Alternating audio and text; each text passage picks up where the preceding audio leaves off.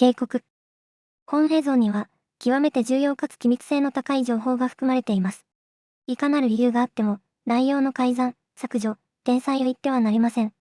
本情報は、最高機密指定、されており、上級 MEG 職員のみ、未閲覧が許可されています。無断閲覧、または取扱規定に反する行為が確認された場合、重大な処分の対象となります。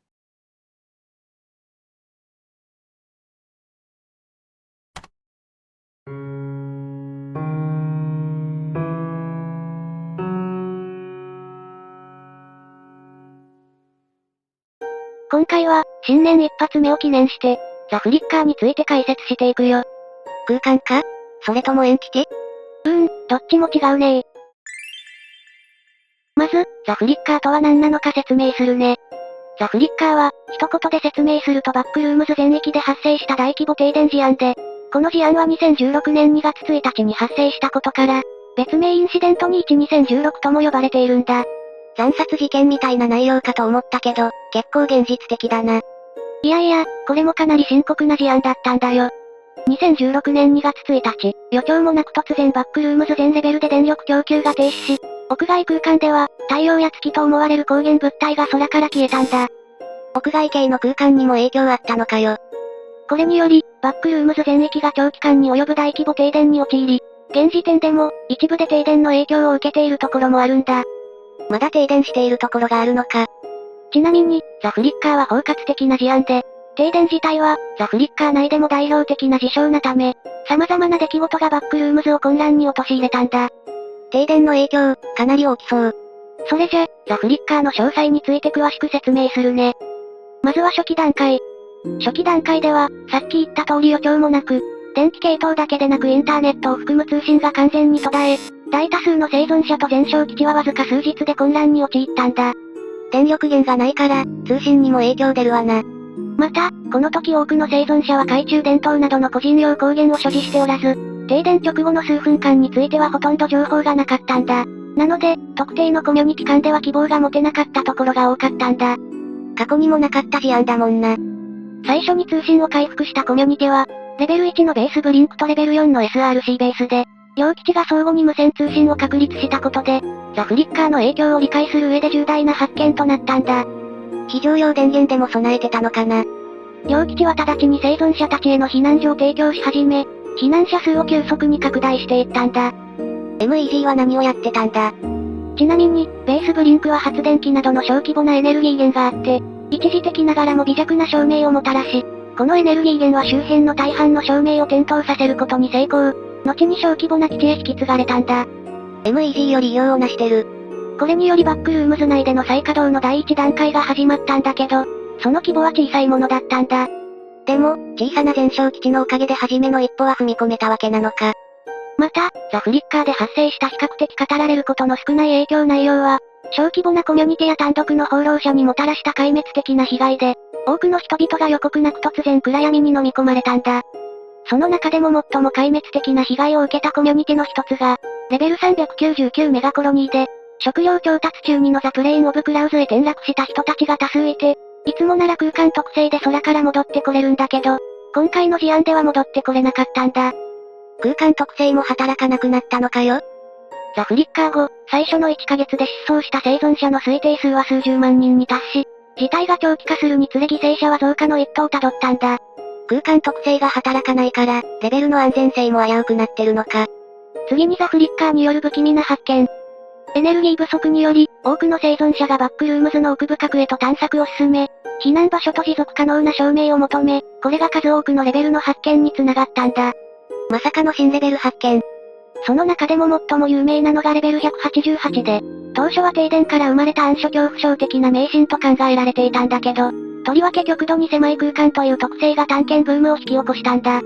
レベル188ってそんな最近に発見された空間なのか。最初の停電からわずか1ヶ月後に発見されたこのレベルは、ザ・フリッカーがいかに包括的かつ破壊的な存在であるかを示す典型例ともなったんだ。どういうこと？ザ・フリッカーが発生する前までは、レベルの発見に至るまでに、長期間の探索、複数の目撃報告、生還者の証言などなど、情報収集に多大な時間を要していたんだけど、ザ・フリッカーの影響で、空間特性が消え探索しやすくなり、通信網は途絶えているにもかかわらず、情報収集が通常よりも集まりやすかったんだ。他にもレベル 0.7 やレベル -4 がこの時に発見され、レベル 0.7 は依然、狭くて薄暗いことが特徴で、レベル -4 は一地に染まった景観が特徴的なんだ。めっちゃ発見されまくってる。これら3つの発見は全て、ザ・フリッカーの影響が当初考えられていた以上に深刻で、決して侮ってはならないことを証明し、こうした出来事がどれほど悲惨なものになり得るか、そしてわずか数ヶ月しか続かない出来事が、バックルームズ全体を完全に破壊し尽くす可能性があることが、すぐに明らかになったんだ。なんとも言い難いな。そして、エンティテの生息変化。停電が始まると同時に、生存者たちはエンティテ目撃の急増に気づき始め、レベル399やレベル154など、従来はエンティテが存在しないとされていたレベルでさえも例外じゃなかったんだ。空間特性が消えてるから、エンティテ排除も機能しなくなってるのか。一方、レベル3など敵対的な活動により危険度が増したレベルも存在し、十分な食料源が枯渇したため、スキンスティーラーなどのエンティテは、様々な要因により壊滅的な打撃を受けたんだ。エンティテにもデメリットがあったのか。最も顕著な要因は食料不足で、気温の大幅な低下により、多くの生存者が他レベルへ避難したことが原因なんだ。ある意味、生態系のバランスが崩壊したことが原因なのか。また、最も混乱に陥ったエンティテはスマイラーで、ザ・フリッカー発生後の数ヶ月で急速に数を増やしたんだ。こっちは増えたのかよ。原因として、停電による影響で暗闇の空間が全域で発生したため、無防備なコミュニティや全焼基地を襲撃し、多くの死者を出したんだ。暗闇の影響がここにも出てたか。そして、崩壊。ザ・フリッカーが数ヶ月も続いたため、その影響は深刻化し、多くのコミュニティや同盟が崩壊したんだ。リソースも枯渇すれば、そりゃ崩壊するわな。最も壊滅的な被害を受けたコミュニティの一つがレベル399メガコロニーで、停電発生後数週間で、コロニーの物資は驚くべき速さで減少し、毎週のようにエンティテによる攻撃を受けていたため大打撃を受けたんだ。そうか、もともとレベル399にエンティテはいないし、物資も充実してたから、そこにいた人たちはサバイバル節約術もわからなかった人が多そうだし、戦闘面でも、なんか疎いイメージある。こうした攻撃の中でも最も壊滅的な被害をもたらしたのは、各レベルにおけるスマイラーによる混乱で、その大半は生存者が密集するレベルでよく発生したんだ。いい餌場だもんな。これが最終的にレベル399でのスマイラーによる大規模な襲撃につながり、その犠牲者は数千から数万に上る可能性すらあったんだ。被害者数エグすぎ。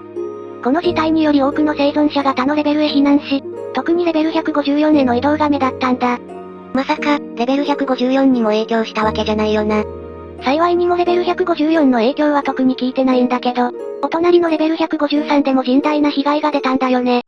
リパブリックオブレベル153か。リパブリックオブレベル153は、ほぼ全滅寸前まで追い込まれたコミュニティの一つで、エンティテなど勢力からも攻撃を受けなかったものの、物資は枯渇し、生存者の多くは、生き延びるため仮設の照明と暖房を構築せざるを得ず、次第に燃料も枯渇し、投資していったんだ。こっちは環境が牙を向いてたのか。その結果、レベル153は他の地域よりもはるかに低い気温まで低下した極寒の環境となり、生存者にとっての死の領域となったんだ。まさかの環境がクラスを貸し取る。このように、ザ・フリッカーによるエンティテの襲撃や環境の悪化によって、多くのコミュニティが崩壊し、暗闇に残ることを選んだごく少数の者だけが、十分な物資を備えた他のコミュニティに加わったりしたんだ。コミュニティも変動が激しいな。次に、痕跡。停電に最初に適応した居住区であるベースブリンクは、2016年4月26日にレベル1が完全に電力回復を果たした際、生存者たちがザ・フリッカーの終焉がようやく見えてきたと感じるようになり、復興ムードが広がっていたんだ。2ヶ月ちょっとで復旧したのか。時が経つにつれて、レベル4とレベル153をはじめ、さらに多くのレベルとザ・メトロが電力回復を果たしていき、やがて文書化されているレベルの半数以上が再び光を取り戻したんだ。